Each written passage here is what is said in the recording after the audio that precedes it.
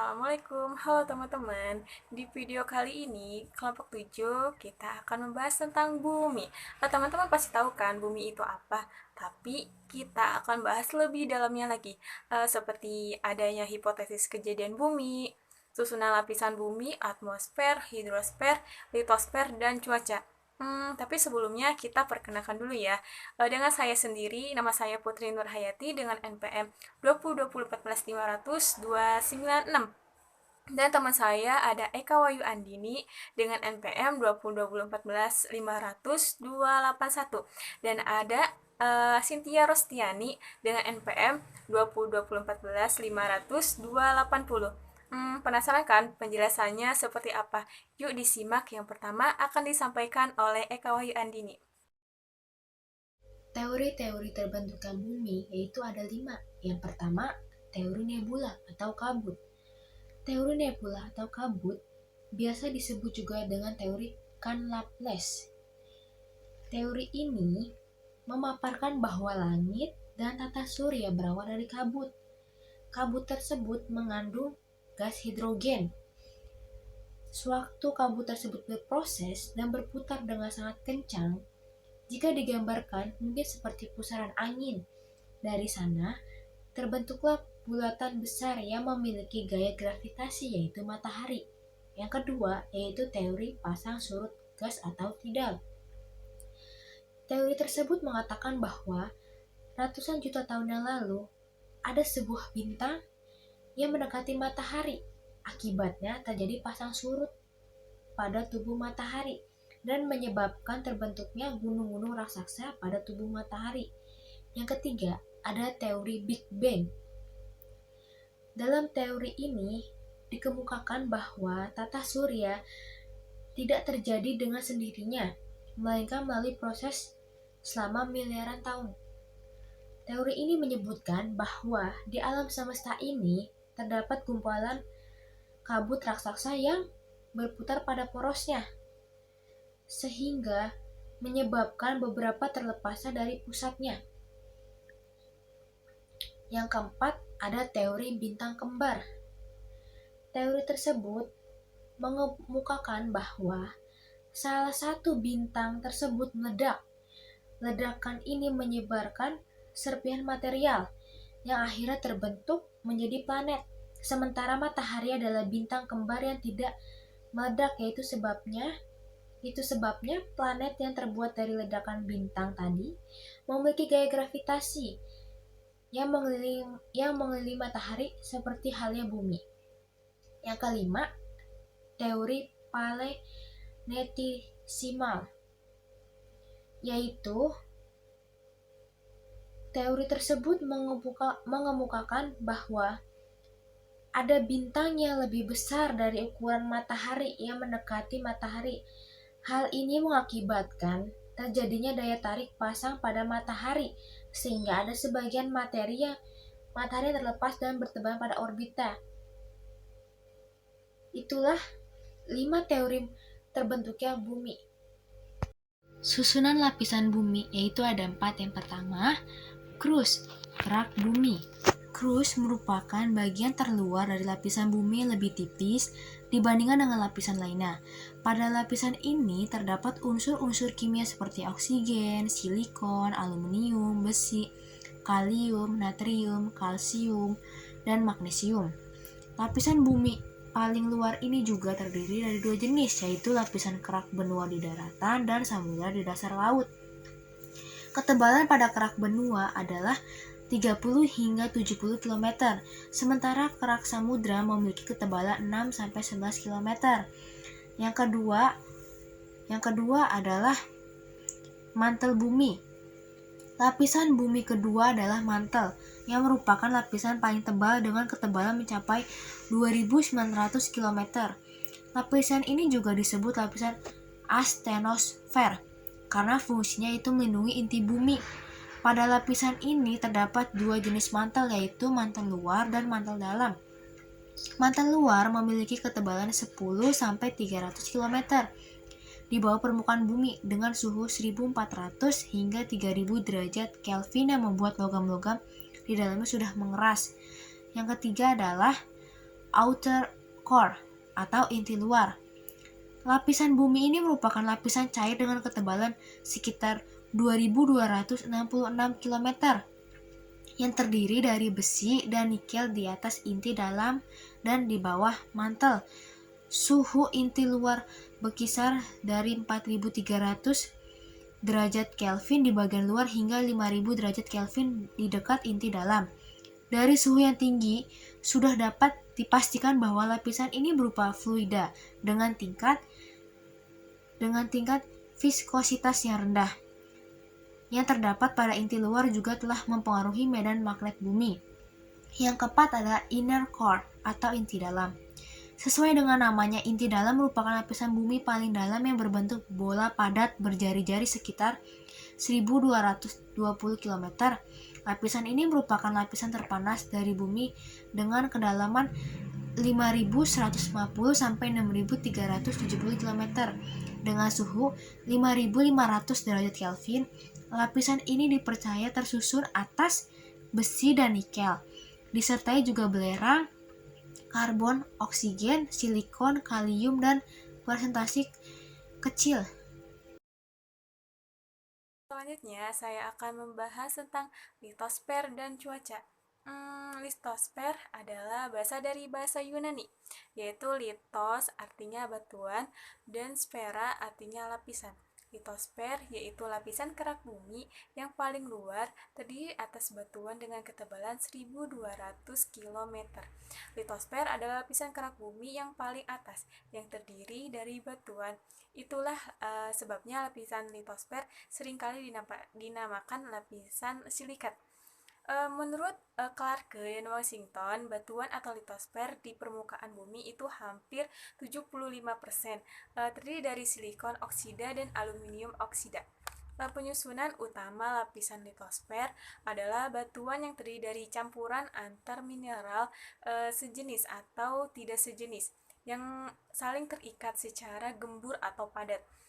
Induk batuan pembentuk litosfer adalah magma, yaitu batuan cair pijar yang bersuhu sangat tinggi dan terdapat di bawah kerak bumi. Magma akan mengalami beberapa proses perubahan sampai menjadi batu beku, batuan sedimen, dan batu metafor. Litosfer memang peranan penting bagi kehidupan tumbuhan. Tanah berbentuk apabila batuan-batuan di permukaan litosfer mengalami degradasi, erosi, maupun proses fisika lainnya menjadi batuan kecil sampai pasir. Adapun struktur lapisan kulit bumi atau litosfer. Batuan bukanlah benda yang keras saja berupa batu dalam kehidupan sehari-hari, namun dalam bentukan lihat, abu gunung api, pasir, kerikil, dan sebagainya. Tebal kulit bumi tidak merata. Kulit bumi di bagian benua atau daratan lebih tebal daripada bawah samudra. Jadi bumi itu tersusun di atas beberapa lapisan, yaitu barisfer, yaitu lapisan inti bumi yang merupakan bahan padat yang tersusun dari lapisan. Adapun litosfer disebut juga kulit bumi, terdiri dua bagian, yaitu lapisan sial. Yang pertama ya lapisan sial, yaitu lapisan kulit bumi yang tersusun atas logam silisium dan aluminium. Pada lapisan sial atau silisium dan aluminium ini diantaranya terdapat batuan sedimen, granit, andesit, jenis batuan metamor, dan batuan lain yang terdapat di daratan benua. Lapisan sial dinamakan juga lapisan kerak besi padat dan beku, dan batu bertebaran rata-rata 35 km kerak bumi. Terus kerak bumi ini terdapat menjadi dua bagian. Yang pertama adalah kerak benua, merupakan benda padat yang terdiri dari batuan granit di bagian atasnya dan batuan beku basal di bagian bawahnya. Yang kedua adalah kerak samudra, merupakan benda padat yang terdiri dari endapan di laut pada bagian atas. Kemudian di bawahnya batuan-batuan vulkanik yang paling bawah tersusun dari batuan beku gabbro dan peridolit. Kerak ini menempati dasar samudra. Adapun lapisan sima atau silisium magnesium, yaitu lapisan kulit bumi yang tersusun oleh logam silisium dan magnesium dalam bentuk senyawa. Lapisan ini mempunyai berat yang lebih besar daripada lapisan sial karena mengandung besi dan magnesium, yaitu mineral magnesium dan batuan basal. Lapisan merupakan bahan yang bersifat elastis yang mempunyai ketebalan rata-rata 65 km. Selanjutnya adalah batuan beku. Batuan beku adalah batuan yang terbentuk dari magma pijar yang membeku menjadi padat sehingga pun batuan beku adalah batuan yang terbentuk dari magma pijar yang membeku menjadi padat. Sekitar 80% material batuan yang menyusun batuan kerak bumi adalah batuan beku. Berdasarkan tempat terbentuknya magma beku, batuan beku tuh menjadi 3 macam, yaitu batuan beku dalam atau plutonik atau abisik. Batuan beku dalam terjadi dari pembekuan magma yang berlangsung perlahan ketika masih berada jauh di dalam kulit bumi. Contohnya, batuan beku dalam adalah granit, diotit, dan gabbro. Kedua adalah batuan beku gang atau korok. Jadi yang terjadi dari magma yang berbeku di lorong antara dapur magma dan permukaan bumi. Magma yang meresap di antara lapisan-lapisan litosfer mengalami proses pembekuan yang berlangsung lebih cepat, sehingga kristal mineral yang terbentuk tidak semua benar. Yang ketiga adalah bentuk batuan beku luar dari magma yang keluar dari dapur magma membeku di permukaan bumi, seperti magma hasil letusan gunung berapi. Contohnya batuan beku luar adalah basal, diorit, andesit, obsidin, skoria, batuan apung. Selanjutnya adalah batuan sedimen. Yang batuan sedimen itu merupakan batuan mineral yang telah termasuk di permukaan bumi yang mengalami pelapukan. Bagian-bagian yang lepas dari hasil pelapukan tersebut terlepas dan ditransportasikan oleh aliran air, angin maupun oleh gletser yang kemudian terendapkan atau tersedimentasi, dan terjadilah proses diagenesis yang menyebabkan endapan tersebut mengeras dan menjadi batuan sedimen. Batuan sedimen berdasarkan proses pembentuknya tuh terdiri atas batuan sedimen klasik dan kimiawi. Batuan sedimen organik berdasarkan yang mengangkut batuan sedimen terdiri ada batuan sedimen airis atau aeolis. Kedua adalah batuan sedimen glasial. Ketiga, batuan sedimen akuatis. Keempat, batuan sedimen marin. Adapun manfaat dari fungsi litosfer. Wah, manfaat ini. Jadi litosfer itu merupakan bagian bumi yang langsung berpengaruh terhadap kehidupan dan memiliki manfaat yang sangat besar bagi kehidupan di bumi. Litosfer bagian ini merupakan tempat hidup bagi manusia, hewan, dan tanaman. Jadi manusia itu melakukan aktivitasnya di atas litosfer. Selanjutnya, litosfer bagian bawah mengandung bahan-bahan mineral yang sangat bermanfaat bagi manusia. Bahan-bahan mineral atau tambang yang berasal dari litosfer, bagian bawah diantaranya minyak bumi, ada gas, emas, batu bara, besi, nikel, dan timah. Seperti yang sudah dijelaskan di atas bahwa litosfer merupakan lapisan kerak bumi yang paling atas. Karena itu, litosfer merupakan lapisan yang dapat dihuni oleh manusia. Di dalam lapisan litosfer, manusia hidup dan berkembang. Menjalankan segala aktivitas dalam kehidupannya. Litosfer juga menyediakan bahan-bahan yang dibutuhkan oleh manusia untuk memenuhi kebutuhannya. Di lapisan ini, manusia dapat membangun tempat tinggal, bercocok tanam, membuat lahan pertanian, perkebunan, dan lain-lain. Jadi banyak banget manfaat dari litosfer. Adapun dan selanjutnya kita bahas tentang cuaca. Pasti teman-teman tahu kan cuaca itu apa, tapi di video kali ini kita bahas lebih dalam lagi, yaitu cuaca, keadaan udara pada saat tertentu dan wilayah tertentu yang relatif sempit dan pada jangka waktu yang singkat. Jadi cuaca terjadi itu di lapisan troposfer, yaitu atmosfer yang paling tipis dan paling rendah. Troposfer berada pada ketinggian sekitar 10 km atas permukaan bumi diukur di khatulistiwa. Lapisan ini tuh jadi semakin menipis di daerah kutub utara dan kutub selatan. Udara di lapisan troposfer sangatlah padat, merupakan 80% dari berat atmosfer seluruhnya. Troposfer sangatlah padat, merupakan 80% dari berat atmosfer. Jadi troposfer hampir seluruhnya terdiri dari uap air yang ada di atmosfer. Dari permukaan bumi sampai ke batas teratas lapisan troposfer yang dikenal sebagai tropopause. Ilmu yang mempelajari tentang cuaca adalah meteorologi. Cuaca terbentuk dari gabungan unsur cuaca dan jangka waktu. Cuaca bisa terjadi hanya beberapa jam saja. Jadi misalnya ada di pagi hari, siang hari, sore hari maupun malam hari.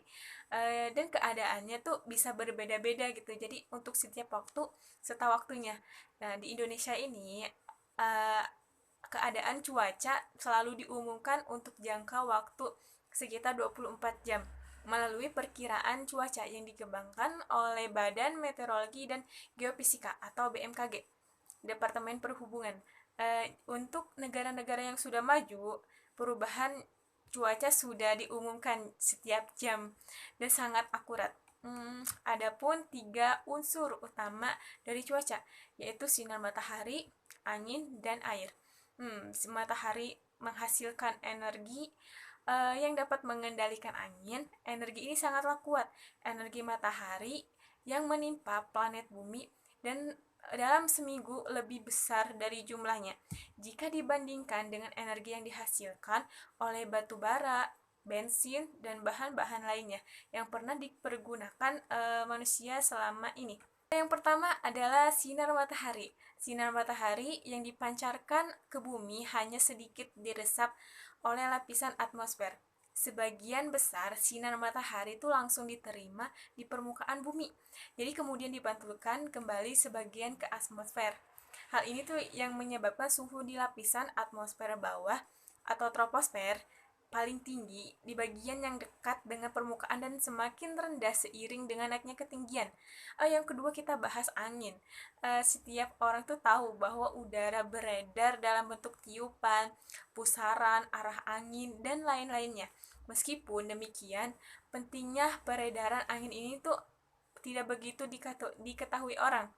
Peredaran udara ini tidak sekedar ciri cuaca gitu, seperti matahari terbit atau turunnya salju, namun peredaran udara ini sangatlah berpengaruh terhadap perubahan cuaca. Peredaran udara dapat menghadirkan awan yang dapat menutup matahari di siang hari dan bintang-bintang di malam hari. Selanjutnya kita bahas air. Air merupakan senyawa kimia yang sangat penting bagi kehidupan makhluk di muka bumi ini. Fungsi air bagi kehidupan tidak dapat digantikan oleh senyawa lain. Penggunaan air yang utama dan sangat vital bagi kehidupan adalah sebagai air minum. Hal ini terutama untuk mencukupi kebutuhan air di dalam tubuh manusia itu sendiri. Kehilangan air untuk 15% saja dari berat badan dapat mengakibatkan kematian yang diakibatkan oleh dehidrasi. Ya, nah jadi penting banget nih buat air itu buat ke tubuh. Cut. Oke, selanjutnya adalah perubahan cuaca. Perubahan cuaca merupakan salah satu yang dapat menyebabkan dampak negatif bagi aktivitas yang ada dalam kehidupan sehari-hari. Beberapa faktor terjadi perubahan cuaca tersebut tidak lain adalah karena faktor-faktor alam yang terjadi secara alami dan akibatnya adanya aktivitas manusia yang terus-menerus mengubah komposisi atmosfer dan tata guna lahan yang sudah ada. Berikut adalah beberapa faktor yang terjadi perubahan cuaca. Yang pertama adalah suhu udara. Nah, suhu atau temperatur udara merupakan kondisi yang dirasakan di permukaan bumi sebagai panas, sejuk, dan dingin. Sebagaimana diketahui bahwa permukaan bumi menerima panas dari penyinaran matahari berupa radiasi gelombang elektromagnetik, radiasi sinar matahari yang dipancarkan tidak seluruhnya sampai ke permukaan bumi. Hal ini dikarenakan pada saat memasuki atmosfer, berkas sinar matahari tersebut mengalami pemantulan, refleksi, pembauran, dan penyerapan oleh material-material di atmosfer. Yang kedua adalah hujan. Hujan ini merupakan hasil kondensasi uap air yang terus berlangsung di udara. Titik-titik air yang membentuk awan akan bergabung membentuk yang lebih besar, kemudian jatuh ke permukaan bumi sebagai hujan. Titik air hujan pada umumnya berjari-jari antara 0,3 sampai 3 mm, sedangkan pada hujan rintik-rintik berjari-jari antara 0,04 sampai 0,3 mm.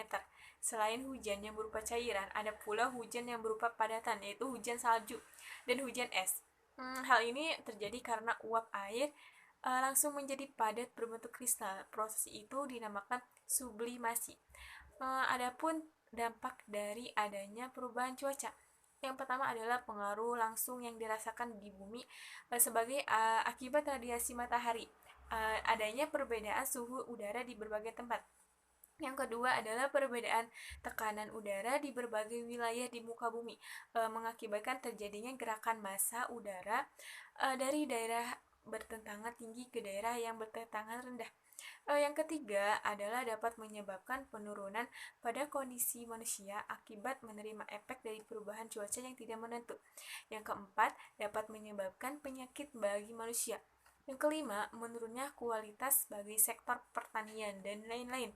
Adapun kita bahas proses terjadi cuaca. Cuaca dan iklim merupakan kondisi yang hampir sama, tetapi berbeda pengertian khususnya seperti kurun waktu.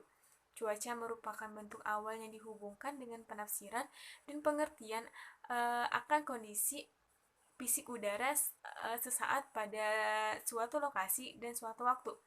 Sedangkan iklim merupakan kondisi lanjutan dan merupakan kumpulan dari kondisi cuaca yang kemudian disusun dan dihitung dalam bentuk rata-rata kondisi cuaca dalam kurun waktu tertentu. Jumlah curah hujan jauh di bawah normal untuk beberapa daerah di Indonesia. Kondisi sebaliknya terjadi pada saat fenomena La Nina berlangsung. Kompleksitas proses fisik dan dinamis di atmosfer bumi ini berawal dari perputaran planet bumi mengelilingi matahari dan perputaran bumi pada porosnya. Kepergerakan planet bumi ini menyebabkan besarnya energi matahari yang diterima oleh bumi tidak merata, sehingga secara alamiah ada usaha pemerataan energi yang berbentuk suatu sistem peredaran udara. Selain itu, matahari dapat memancarkan energi juga bervariasi atau berfluktuasi dari waktu ke waktu. Itu menurut Winarsal tahun 2003. Perpaduan antara proses-proses tersebut dengan unsur-unsur iklim dan faktor pengendali iklim menghantarkan kita pada kenyataan bahwa kondisi cuaca dan iklim bervariasi dalam hal jumlah, intensitas, dan distribusinya. Eksploitasi lingkungan yang menyebabkan terjadinya perubahan di lingkungan serta pertambahan jumlah penduduk bumi yang berhubungan secara langsung dan dengan penambahan gas berumah kaca seperti global atau meningkatkan variasi. Saya akan melanjutkan penjelasan mengenai atmosfer dan hidrosfer. Atmosfer merupakan selimut gas yang menyelimuti beberapa planet termasuk bumi tempat tinggal kita. Atmosfer terletak di ruang angkasa dan berada di lapisan terluar bumi. Ketebalan atmosfer mencapai 1000 km dari permukaan bumi. Kandungannya terdiri dari beberapa gas, yaitu 78% nitrogen, 21% oksigen, 0,9 argon, dan 0,3% karbon dioksida. Sisanya uap air, kripton, neon, sinon, hidrogen, kalium, serta 0,7% ozon. Manfaat atmosfer: melindungi bumi dari paparan radiasi sinar ultraviolet dengan lapisan ozon. Sinar ultraviolet itu sangat berbahaya bagi kehidupan makhluk hidup di bumi. Melindungi bumi dari benda-benda luar angkasa yang jatuh akibat gaya gravitasi bumi. Coba bayangkan, kalau tidak ada atmosfer, yang menghujani kepala kita bukanlah cuman air, tetapi batuan dan benda-benda luar angkasa. Atmosfer juga menjadi media cuaca yang bisa memengaruhi hujan, badai, topan, angin, salju, awan, dan lain sebagainya. Memiliki kandungan berbagai macam gas yang diperlukan oleh manusia, tumbuhan, dan juga hewan untuk bernafas dan kebutuhan lainnya seperti oksigen, nitrogen, karbon dioksida. Fungsi atmosfer: atmosfer berfungsi mengatur proses penerimaan panas sinar matahari. Atmosfer melakukannya dengan menyerap dan memantulkan panas yang dipancarkan oleh matahari. Sekitar 34% panas matahari kembali dipantulkan ke angkasa oleh atmosfer, awan, dan juga permukaan bumi. Kemudian sekitar 19% diserap oleh atmosfer dan awan. Selanjutnya sekitar 47% sisanya mencapai permukaan bumi. Atmosfer itu kan lapisan yang melindungi bumi dari benda-benda luar angkasa. Nah, atmosfer sendiri mempunyai lapisan-lapisan.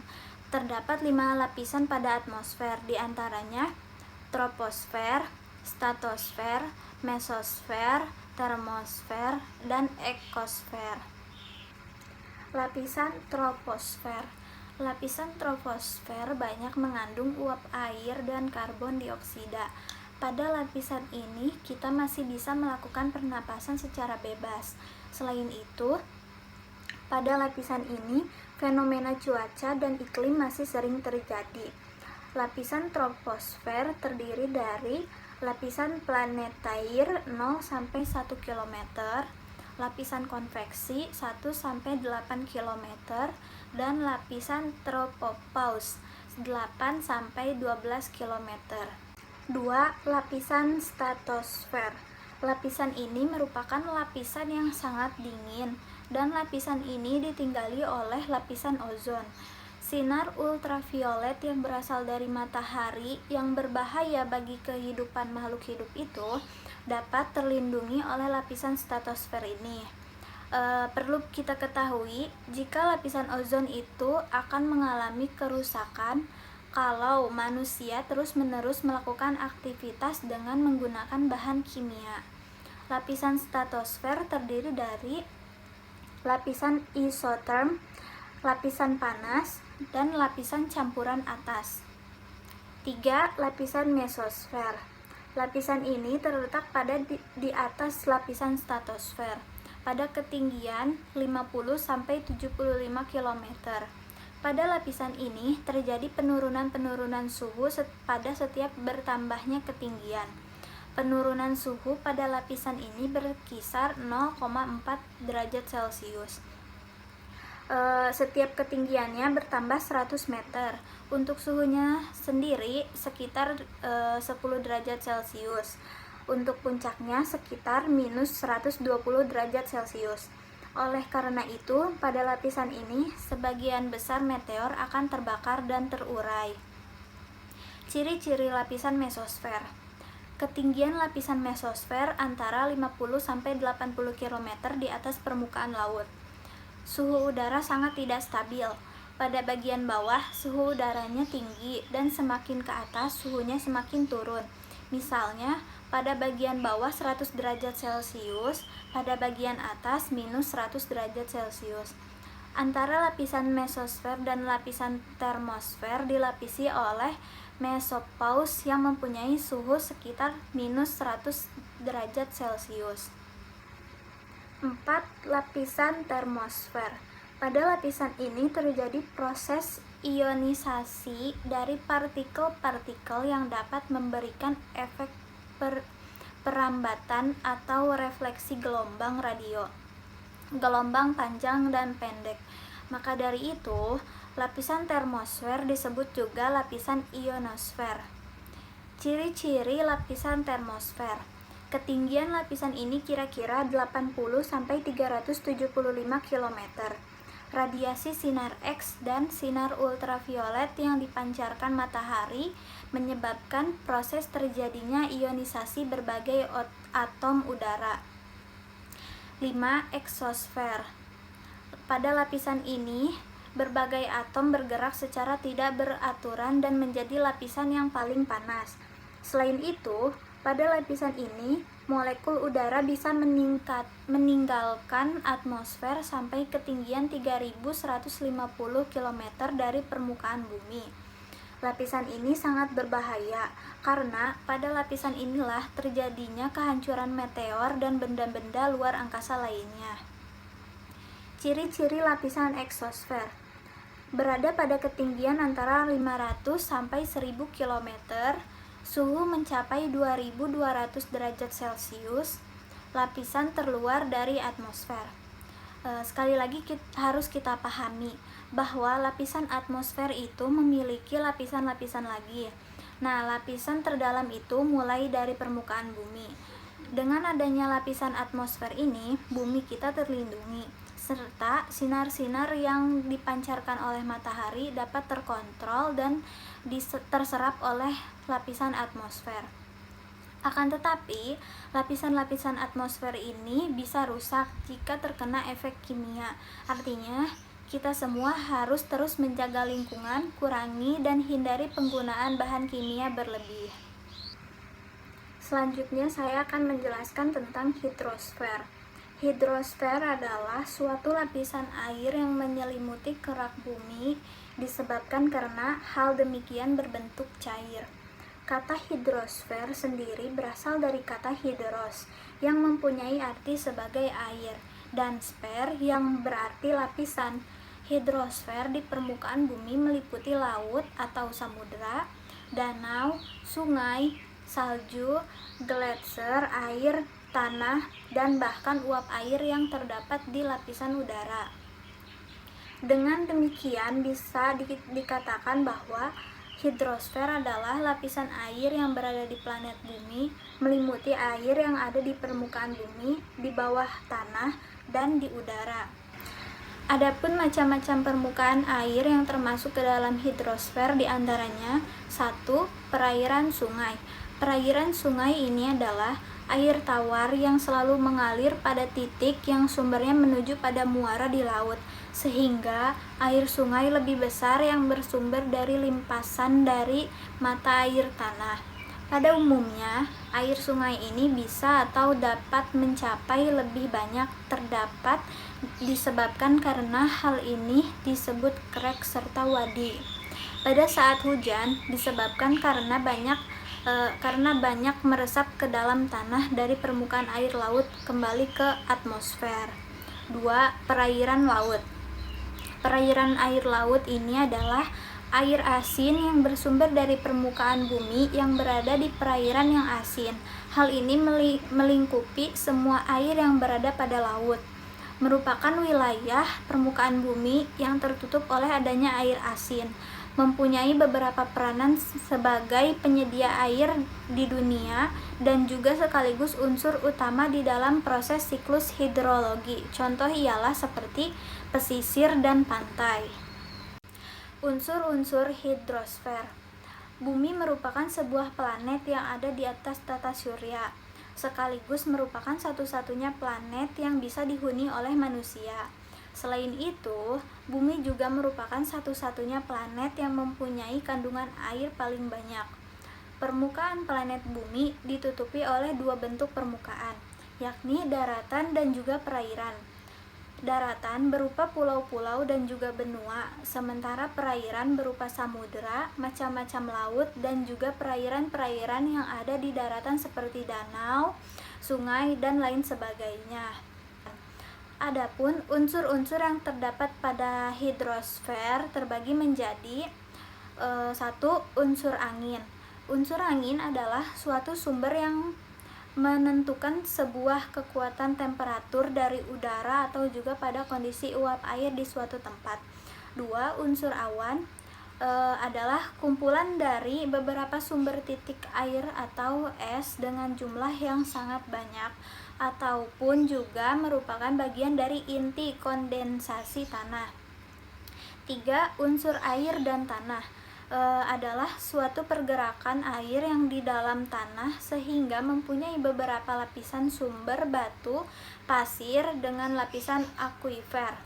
4. Unsur evaporasi adalah sebuah unsur yang bersumber dari peristiwa atau kejadian dari terjadinya perubahan air itu menjadi uap permukaan tanah. Unsur evaporasi ini adalah gabungan dari beberapa sumber penguapan air dan tanaman ke permukaan bumi, kemudian meresap ke dalam tanah. 5.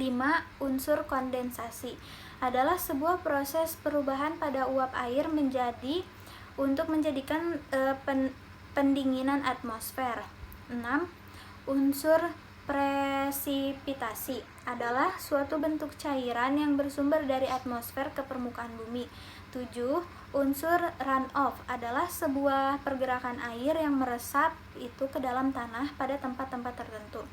8. Unsur tubuh air. Bagian ini yang dapat beberapa macam sumber seperti sungai, rawa danau, waduk, serta lain sebagainya. Macam-macam siklus hidrosfer. Itu siklus hidrologi pendek. Adapun siklus air pendek ini secara singkat diuraikan sebagai berikut, yaitu air laut mengalami evaporasi atau penguapan karena adanya panas dari sinar matahari. Uap air dari evaporasi atau penguapan ini naik ke atas sampai pada ketinggian tertentu. Uap air yang ada di atas akan mengalami kondensasi sehingga terbentuklah awan. Awan yang terbentuk ini semakin lama akan semakin besar, maka turunlah sebagai hujan di atas air laut. Air yang turun ini akan kembali menjadi air laut yang akan mengalami evaporasi atau penguapan lagi. 2. Siklus hidrologi sedang. Air laut mengalami evaporasi atau penguapan menuju ke atmosfer dalam bentuk uap air dikarenakan adanya pemanasan dari sinar matahari. Angin yang bertiup akan membawa uap air ini menuju ke arah daratan. Ketika sampai pada ketinggian tertentu, uap air yang berasal dari evaporasi atau penguapan air laut, sungai, dan danau akan berkumpul semakin banyak di udara. Suatu ketika, uap-uap air yang berkumpul tersebut akan mengalami kejenuhan dan mengalami kondensasi, dan kemudian akan menjadi hujan. Air hujan yang jatuh di daratan ini kemudian akan mengalir ke parit, selokan, sungai, danau, dan menuju ke air laut lagi. 3. Siklus hidrologi panjang. Panas matahari yang menyinari bumi akan menyebabkan air laut dan juga permukaan-permukaan yang berbentuk air mengalami penguapan atau evaporasi yang berbentuk uap air. Angin yang berhembus akan membawa uap air tersebut ke arah daratan dan bergabung bersama dengan uap air yang berasal dari danau, sungai, dan juga tubuh perairan lainnya, serta hasil transpirasi dari tumbuhan. Uap air ini akan berubah menjadi awan dan turun sebagai presipitasi atau hujan. Air hujan yang jatuh sebagian akan meresap ke dalam tanah atau infiltrasi menjadi air tanah. Proses infiltrasi ini ada kalanya tidak berbentuk hujan, namun berbentuk salju atau es. Sebagian air hujan ini diserap oleh tumbuhan, dan sebagian lagi akan mengalir ke permukaan tanah menuju parit, selokan, sungai, danau, dan selanjutnya akan bermuara ke laut. Aliran air tanah ini dinamakan dengan perkolasi dan akan berakhir menuju ke laut. Air tanah juga dapat muncul ke permukaan menjadi mata air. Itulah rangkaian proses atau tahapan-tahapan dari siklus atau daur hidrologi panjang ini. Siklus panjang merupakan siklus yang berlangsung paling lama dan juga prosesnya paling lengkap. Manfaat hidrosfer bagi kehidupan yaitu bagian terpenting sel hidup, kebutuhan manusia mengatur iklim dan menyediakan habitat. Adapun dampak polusi hidrosfer yaitu eutrofikasi, merupakan produktivitas biologis yang tinggi akibat peningkatan nutrisi atau bahan organik ke dalam perairan. Hujan asam merupakan istilah untuk bentuk presipitasi yang komponennya berupa asam, baik itu asam sulfat atau nitrat yang jatuh ke tanah. Gas rumah kaca pada prinsipnya sama dengan rumah kaca, yaitu suatu bangunan yang dinding dan atapnya terbuat dari kaca. Tujuannya adalah untuk menangkap panas matahari dan membiarkannya terperangkap di bangunan tersebut agar panasnya tetap bertahan. Gas rumah kaca merupakan kondisi di mana panas matahari terjebak di atmosfer bumi seperti karbon dioksida, nitrogen dioksida, metana, dan freon. Tentu saja, hal itu membuat udara di bumi semakin panas, sehingga dapat menyebabkan mencairnya es di kutub. Jika es di kutub mencair, otomatis permukaan air laut semakin meningkat, sehingga terjadi perubahan iklim yang ekstrim. Cukup sekian, terima kasih. Baik teman-teman, segitu saja penjelasan dari kelompok 7. Semoga bermanfaat, mohon maaf bila ada kesalahan. Terima kasih. Wassalamualaikum warahmatullahi wabarakatuh.